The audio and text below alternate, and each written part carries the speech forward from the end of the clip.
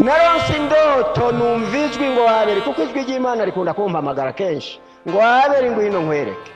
Ndiko ndagenda numva ijwi ngo ngira ndakwereka ibitsibo mubikiwe. Nahora ndavyigisha mugabo sinari bwabibone.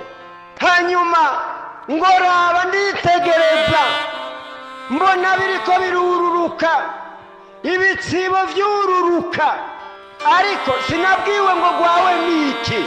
Nabona vyururuka bimanuka bitonze ku murongo ngo urabona ivyo mubikiwe ibitsibo kubankorera, bakozi b'Imana twarateguriwe ibitsibo byiza byiza. Mbona vyururuka bimanuka.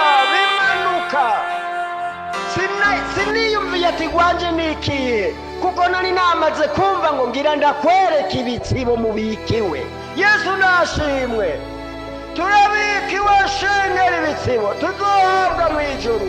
Abakoreye Imana bivuye mu mutima, abariko bakorera Imana bivuye mu mutima, twarabikiwe ibitsibo. Bakozi b'Imana turiko tuduga imisozi, ntiturambirwe ntitunanirwe, kuko twarabikiwe ibitsibo tuzobihabwa tugezeyo.